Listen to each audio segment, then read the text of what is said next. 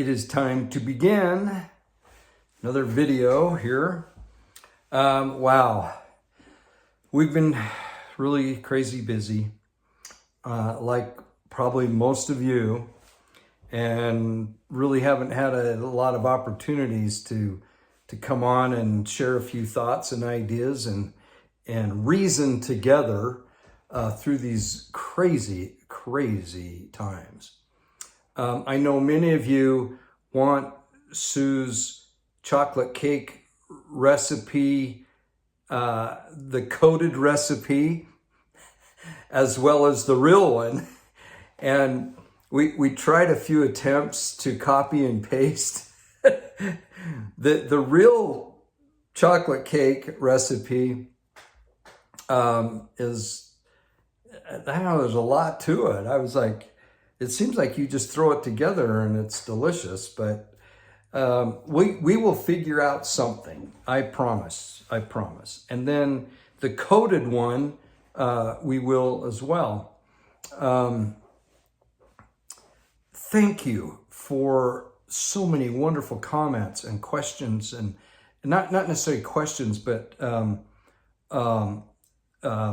providing other sources. Now, I will tell you that quite often YouTube will take your comment down if you are linking some other videos. I don't know why they do it, because for the most part, the videos have been pretty non-combative, if you will. Now, and speaking of which, I mentioned last video that I had one taken down and a warning given to me. It was the brazen serpent versus the jab, and I argued it.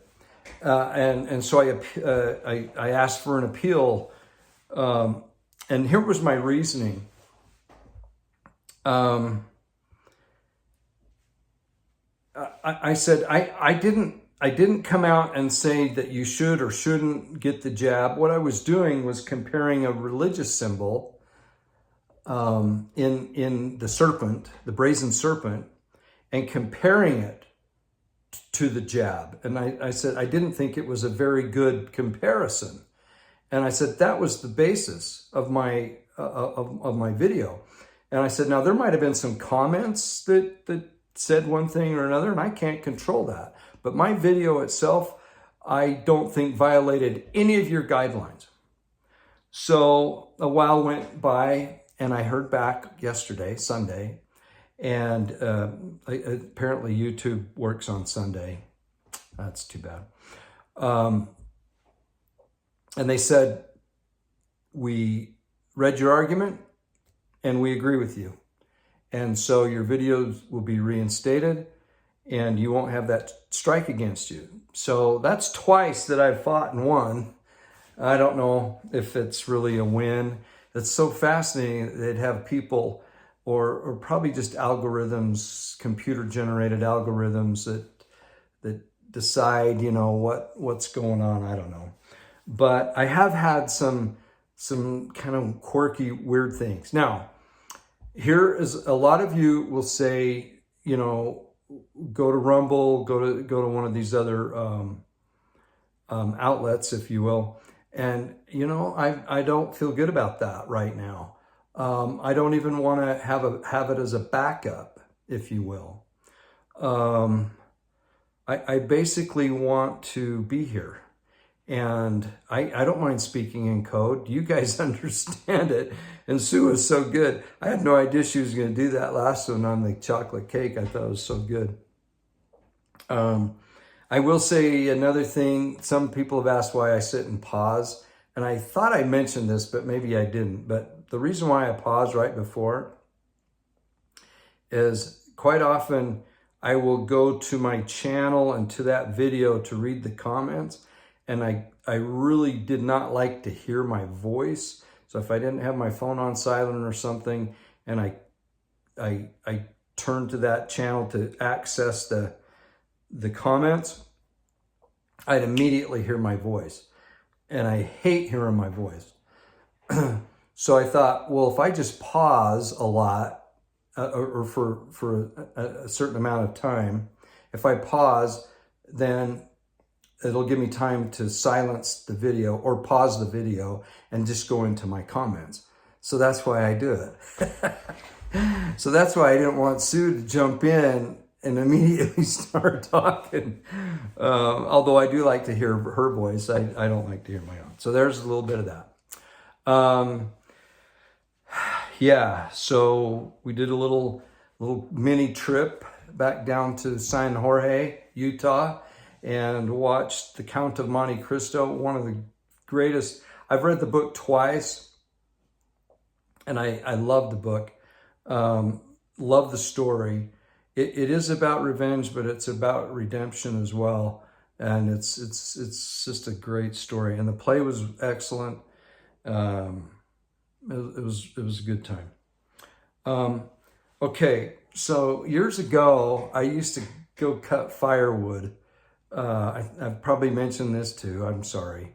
To make a little bit of extra money as a young married guy. And I could only I do it on Saturday, and I had access to a truck and I had a chainsaw, and I'd go out to the Uinta Basin and cut cedar and pinyon and then sell it. And I'd have a little transistor radio, and I'd usually listen to BYU football because I couldn't get the U. My dad and I went to Ute games as a youngster. I think there was a guy named Speedy Thomas, if anybody remembers that era. And I grew up, watching Ute games and not really caring much about anything in the rivalry. But I really got hooked to BYU football and Paul James, especially his calling of the games. Now, those of you that aren't part of the Utah culture, you're going to care less about this.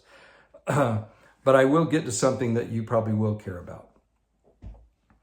So I became a huge fan during, all the great quarterbacks and basically the Lavelle Edwards era of football. That's what I remember of BYU. And I really became addicted or somewhat even obsessed with BYU football. Had for a few years shared season tickets with a good friend, and that we had, I can't remember, 4 or 5 seats maybe, and it was great. Loved it. Went to the U for 2 years. I didn't graduate at the U, but I went there for a couple of years. But the U is kind of a commuter school in a sense. So whether you go there or not isn't usually where you get your allegiance. I don't know how that allegiance happens.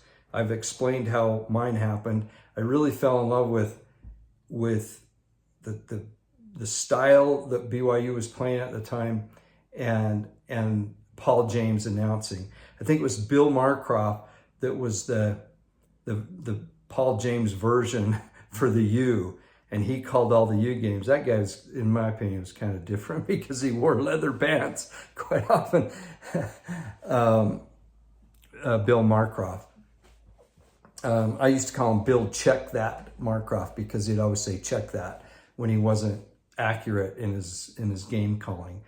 But yeah, Paul James, what a and I love Greg Wrubell too, but Paul James, it's kind of like, Johnny Carson, Jay Leno.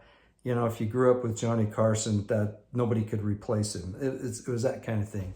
So I love that era of BYU football, and therefore you just get this in here. So rivalry week Saturday, I was right in front of the TV for the whole time, even though I had a 6 a.m. or actually 6:30 a.m. meeting Sunday morning. I was going to watch that game from start to finish. And I did, and I was very pleased with the outcome. So there was that. One of the things that you might find interesting with all the stuff that's going on is Well, let me just back up a little bit. I did tune into a few other football games. College football is probably my biggest weakness when it comes to sports, spectator sports. I very seldom would turn down watching any college game if I had the opportunity. I don't sit all day and watch, but I do like to check in, and I like to follow college football. I'm not much of a pro fan, but there's just something about the feel of college football. So 50,000, 55,000, whatever it was, 1,000 fans at the Ute game.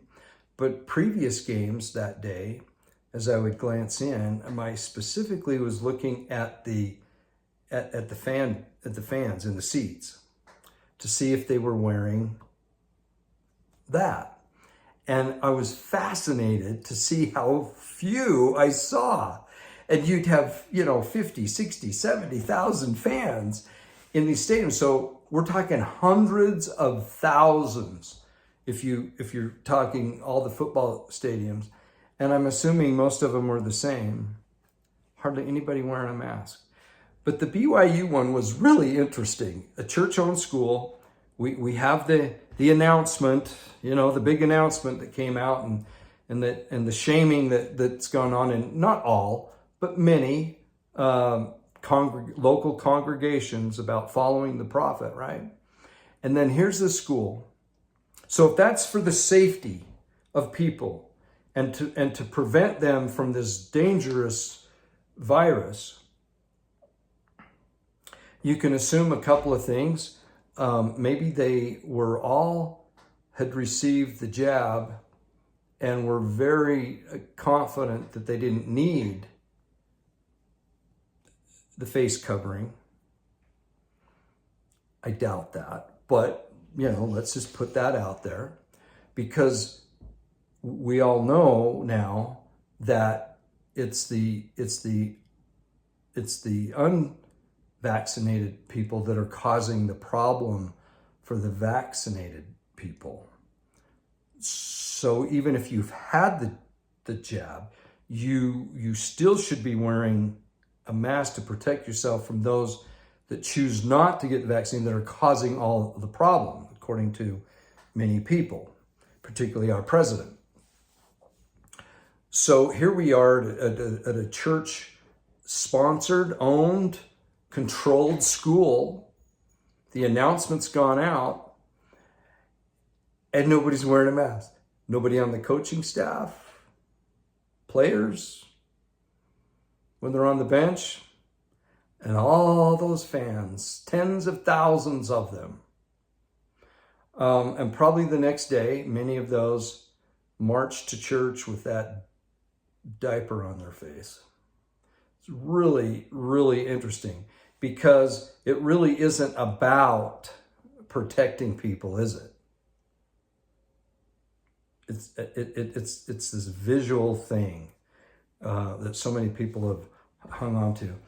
And I should have prefaced this by warning that I was going to talk a little bit about that, because I know that's just driving so many people crazy.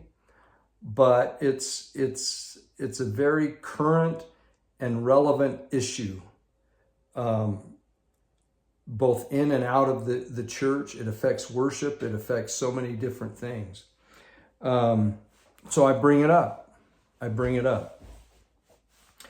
Tons of information out there. More and more information. Even on mainstream news now, there's this issue about the natural immunity that occurs when you have COVID, and the antibodies that are then created.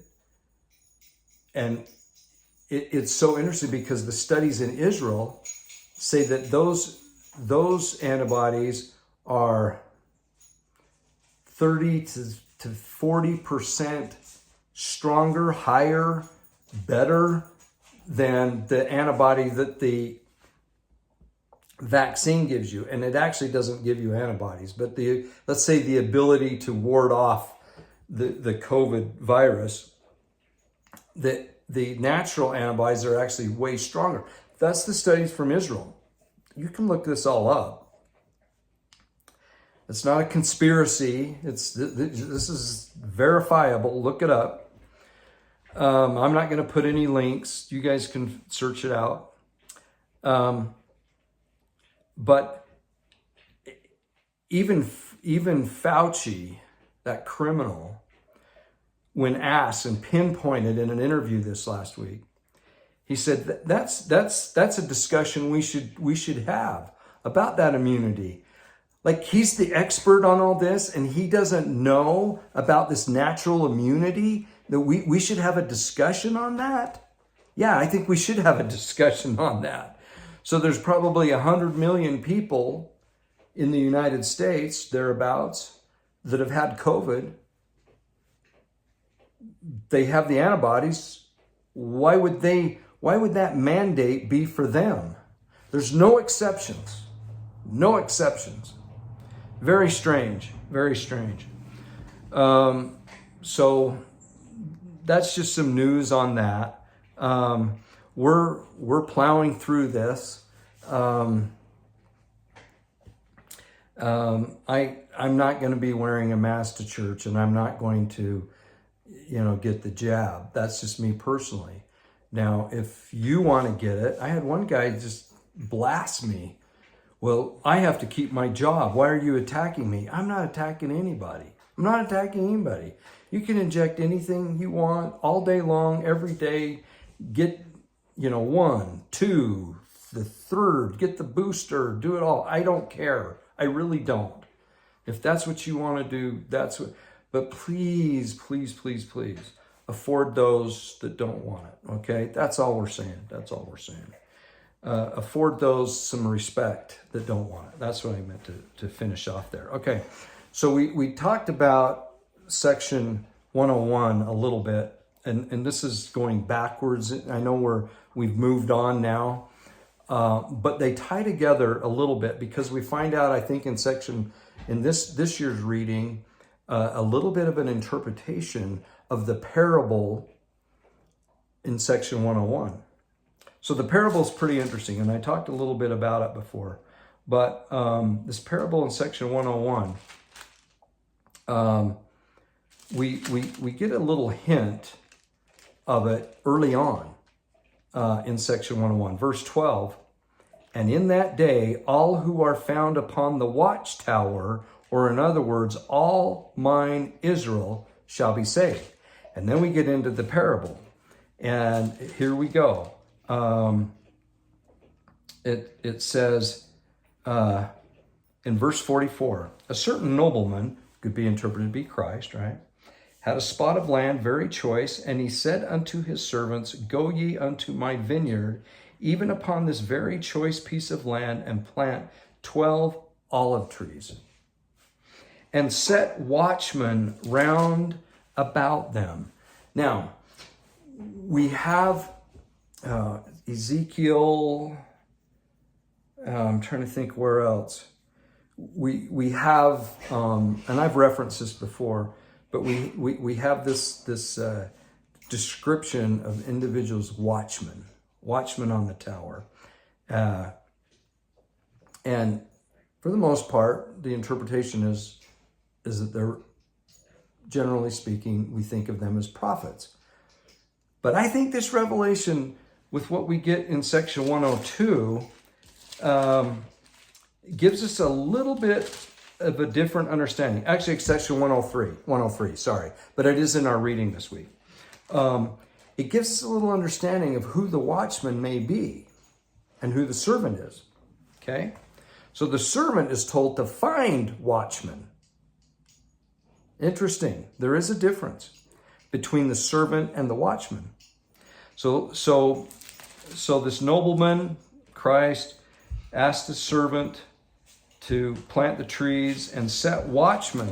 So the servant is setting the watchman, and build a tower that one may overlook the land round about, to be a watchman upon the tower, that mine olive trees may not be broken down when the enemy shall come to spoil and take upon them themselves the fruit of my vineyard. Okay? And the servants of the nobleman went and did as the Lord, and there's our hint, commanded them, and planted the olive trees and built a hedge round about and set watchmen and began, so watchmen, so we had a watchman in the tower and watchmen, and begin to build a tower. So it really does kind of sound like it's a prophet, but we have the Lord or the nobleman, then we have a servant that's supposed to get the watchman, okay, and begin to build a tower. And while they were yet laying the foundation thereof, they began to say among themselves, and what need hath my Lord of this tower? Now, in the time of the prophet Joseph, and this is just an interpretation, right? This could have a meaning, and then we have to, that's pertaining right to their situation. And then we need to expand that to our day because it's in our scriptures. We have to liken it to our day. So as I'm reading this, I'm thinking the tower is probably the temple. And the watchmen in the tower are those that are protecting the covenants, looking for evil to infiltrate the covenants. But you got to have a tower to do it. And the people hadn't built a tower yet. They hadn't built the temple yet. And they're saying, why do we need a temple? Why do we need a temple? Why do we need a tower? So this is just an idea, right? That could be. So now the servants of the nobleman, I'm in verse 46 now, section 101, went and did as their Lord commanded. Okay, so they build a hedge. Okay. And then they began to build the tower. And while they were yet laying the foundation thereof, they began to say among themselves, what need hath my Lord of this tower? And consulting for a long time, saying among themselves, not asking the Lord, but just among themselves, what need hath my Lord of this tower, seeing this is a time of peace? Okay? Peace and safety. Might not this money be given to the exchangers? For there is no need of these things. So why spend the money on this tower? It's peaceful. There's nothing harming us. Why do we need a temple? And I think we also have to think of ourselves as a temple, okay, as well as the temple. When we're looking at this. And while they were at variance one with another, they be, talking and debating whether they really need this tower. They became very slothful, and they hearkened not unto the commandments of their own Lord. They were distracted. They were really distracted.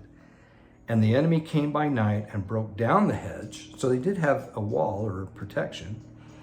And the servants of the nobleman arose and were affrighted and fled. And the enemy destroyed their works and broke down the olive trees. Okay. Now you could think of the olive trees as the 12 apostles. You could think of the olive trees as 12 witnesses of truth. We have a lot of different thoughts about the olive tree in other scripture. The fruit of it, the longevity, the vineyard, Jacob chapter 5, all these ideas of the olive tree. But there's 12, so, And the enemy came by night and broke down the hedges and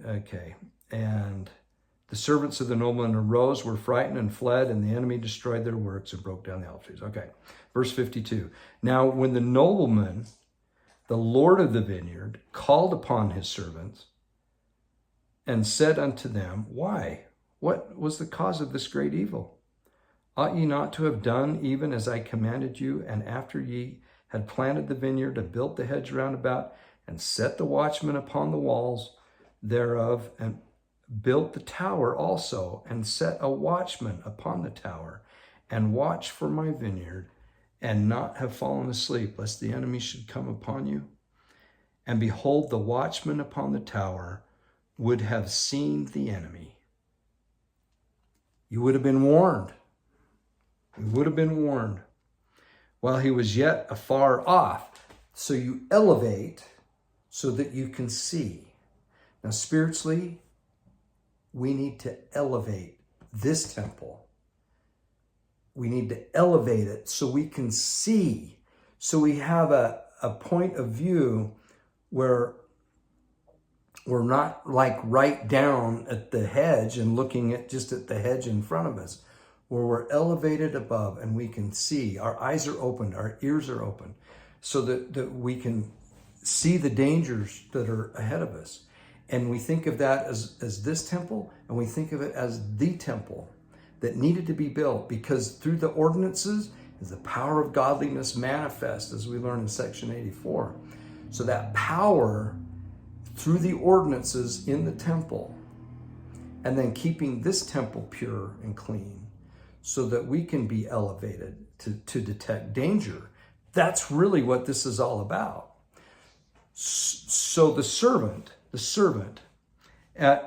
so the Lord says in verse 55, and the Lord of the vineyard said unto one of his servants, not the watchman, but one of the servants, go gather together the residue of my servants and take all the strength of mine house, which are of my warriors, my young men, missionaries, people who want to stick it to the man, individuals that are ready to fight, right? And you go back and you reclaim this because it's been taken over. It's been taken over. Because listen to this. And go, verse 56. And go ye straightway unto the land of my vineyard and redeem my vineyard, for it is mine, and I have bought it with money. I paid the price. This is the Savior speaking. I paid the price. Therefore get ye straightway unto my land, break down the walls of mine enemies, throw down their tower and scatter their watchmen. So they have watchmen too. Okay? And inasmuch as they gather together against you, avenge me of mine enemies, that by and by I may come with the residue of mine house and possess the land. And the servant said unto his Lord, when shall these things be? How am I going to do this? And he said unto his servant, when I will. You know what? It'll happen when I say it'll happen. Go ye straightway and do all these things whatsoever I have commanded you. So you do your part, I'll take care of my part. That's what the Lord's saying. Verse 62, and his servant, this one particular servant, went straightway and did all the things whatsoever the Lord commanded him. And after many days, all these things were fulfilled. They took it over. They took it back. And again, verily I say unto you, I will show unto you wisdom in me concerning all the churches, inasmuch as they are willing to be guided in a right and proper way for their salvation. I love that. A right and proper way for their salvation. That the work of the gathering together of my saints may continue, that I may build them up unto my name upon holy places. For the time of harvest is come, and my word must be fulfilled. The wheat and the tares are going to be separated. The tares are going to be bundled. I was thinking about that. Wouldn't it be easier to not bundle them and burn them? They'll burn easier if they're not bundled. Why would they bundle the tares? They must be gathered too. Just like Israel will be gathered. And the tares will be bundled, in my opinion, to not only be gathered, but to be burned in a long way. Because if they were scattered, the burning would be poof. You know, it's like having just a piece of paper and putting it in a fire, just poof. But if you bundle a whole piece of a newspaper, like really wrap it tight and wrap it up and put it in, it'll burn a long time. It's wrapped. The Lord is going to lay down the smack, and it's going to happen for quite some time, in my opinion. It's not going to be a quick burning because of the bundling of the tares, I think. Okay. Little side note. Therefore, I must gather my people according to the parable of the wheat and the tares. There we go. That the wheat may be secured in the garners. Okay.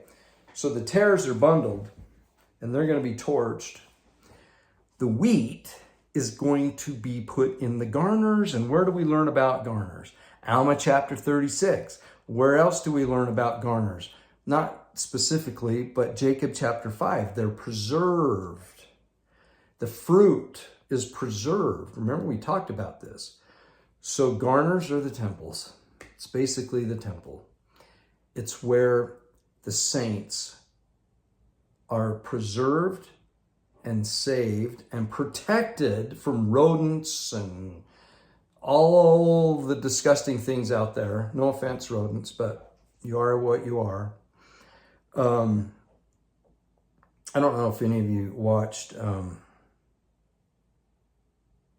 can't remember the name of it now, but it's one of these survival shows where they, the latest season, they went up to Alaska, maybe it was the Northwest Territories. I think it was the Northwest Territories, which I've been. I've hunted muskox up there. It's crazy. And there's 10 people, and they if they survive 100 days through the winter, they get $1 million. And the one guy made a really interesting observation. I think he was the one that won it. He killed a muskox with a knife. He shot it with an arrow, a homemade arrow, a bow and arrow, and then it didn't die. So he went with his knife and stabbed the thing. The thing is, the series is incredible. I just can't believe I forgot the name of it. Anyway, he said, quite often it's the rodents that cause more damage and more stress than a wolf or a grizzly, all these animals Wolverine that we think, are going to rip us and eat us alive, which, could happen. But he said these rodents, they get in and they just ruin things and they bring disease. Think of it. The garner protected the wheat, really not only from the elements, sun, rain, moisture, but the garners protected the wheat from rodents.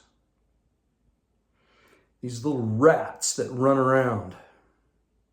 I can think of a few rodents.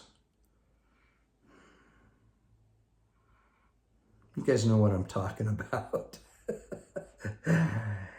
So the garners, they're the covenants. And as we make and keep those covenants with our Heavenly Father that are had in the temples, our bodies become temples. We become temples, an extension of the temple. And we're protected and we're preserved unto the Lord. So this whole thing is about Joseph, get a temple built, because then we read this in section 103. Verse 21, verily, verily, I say unto you that my servant Joseph Smith Jr. is the man to whom I likened the servant to whom the Lord of the vineyard spake in the parable which I have given you. Joseph was the servant. He was that one servant that had to go back, reclaim that place. Now, a lot of people will say, well, was that Zion? Jackson County, that's what that was called at the time, was Zion. Or did Joseph do that and fulfill that prophecy in Kirtland and build that temple? I submit that's what happened. And so Joseph had that parable, knew what he needed to do. He became that servant, and he got that temple built in Kirtland.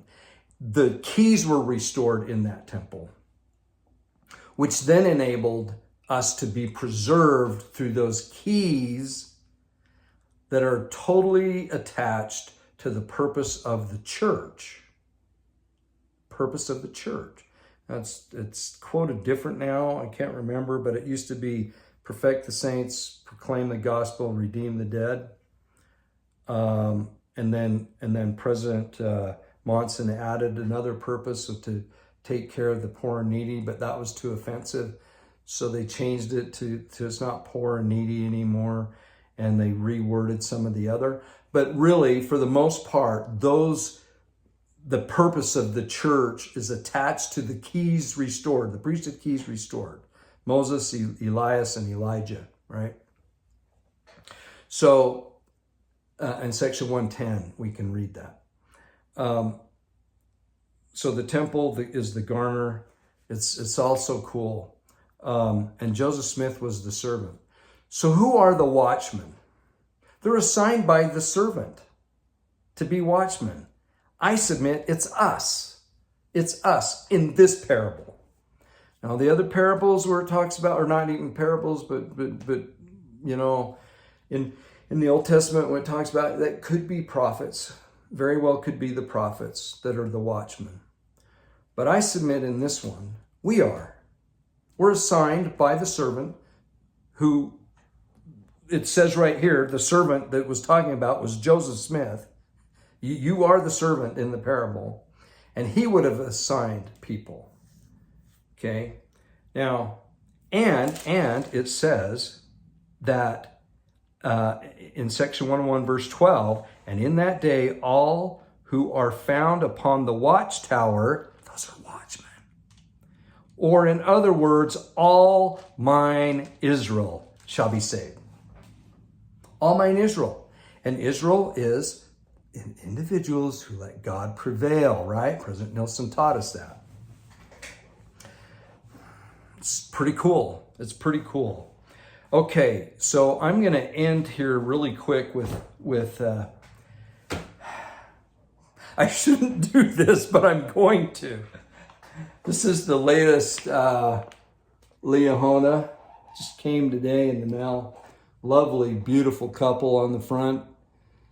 The public affairs department is just, boy, they're good. Just getting that, just awesome. And here, there's a lot of great articles, okay? I've gone through it a little bit. But seriously, okay. I shouldn't do this. I'm going to do it. Okay. Understanding and including our LGBTQ, oh, it doesn't say Q, LGBT brothers and sisters. Good Bishop wrote this. I'm going to read a couple things and just change it slightly, okay? In the first few months of being called as a bishop, I was surprised when 3 sets of parents in my ward each approached me in private to let me know that they had a child who identified as someone who did not want to wear a mask or get the jab. In each case, the parents expressed sincere love for their child, coupled with various levels of concern that their child would not fit in the ward community because they refused to wear a mask and get the jab. Eventually, other families also shared similar information with me, and I realized that even though I wasn't too familiar with these experiences, as a bishop, I had the privilege of helping all of my ward members build a more unified community, no matter what they were experiencing. I quickly realized that to be a more effective bishop, I needed to be willing to try to understand the experience of members who did not want to wear a mask or did not want to get the jab with their families. So through heartfelt and open conversations, trial and error, a lot of study and relying on the Lord for understanding, I learned a lot about how I could provide a greater support to members in these circumstances as they strive to come unto Christ. Okay, now obviously I changed things up a little bit, but I'm looking forward to the day when in the Liahona I can read an article that says we need to love and accept those that choose not to wear a mask to church and choose not to get the jab. I want to be as good as the LGBT community in having some acceptance as I come unto Christ. So that's my hope. I knew I shouldn't have done that, but it was just so tempting. It was like, I mean, we're getting into the thick of baseball. I'm not a huge baseball fan, but October's getting close, and it's like, and it's just like that perfect pitch. And I just had to smack it. When I read this, I just immediately, my mind went, hey, that's exactly what I'm experiencing right now. So I feel for those LGBTQ plus and A and whatever. I feel for that because for them and their families, because now I'm in that position. My wife is in that position. Many of you are in that position where we want to worship Christ, but man, there's a lot of finger pointing. And so a really good bishop could do some studying and see, why aren't these people wanting to do that? I need to find out what's going on in their head. And once you start studying, it's pretty eye-opening, isn't it? All right, you guys have put up with me long enough tonight. Sister Palmer will be joining. However, we've got to get one done before she's going to be leaving for a while, heading to Texas. I'm a bit jealous, but I need to stay here and take care of things. Yeah, she'll be back. We'll figure out the recipes somehow, some way. And so many good comments and so many cool other things that have been shared. And there's just not enough hours in the day to study it all, but you pick and choose, you go by the Spirit, you study, and you take it where it leads you. I did want to mention,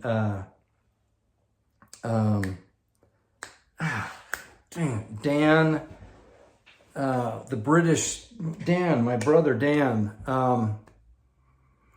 he does the timelines. He's done a new timeline, and it's really good. And he talks about this parable right off the bat, which I was really excited about, because I know it's easy to say that he said it before me, and he did. But I've been thinking a lot about this parable prior to Dan Wilkinson. Thank you. Prior to Dan Wilkinson coming up. Dan was one of those over a year ago that had a cool timeline, and he studied a lot of things. And I'm not going to be this guy. How many times, many of you have done this, but we lead off with, I don't agree with you always, but I like what you put out there. I don't know why we need to say that. Isn't it obvious that we all don't agree on everything? I mean, seriously, that's what's awesome about the gospel of Jesus Christ. That is what is the essence of the gospel of Jesus Christ, is each one of us are unique. And we can't be unique if we agree on everything. So here's a challenge. Let's stop saying that. I don't agree with everything you say, but... So I listen to Dan. I don't understand timelines very well. There's others out there.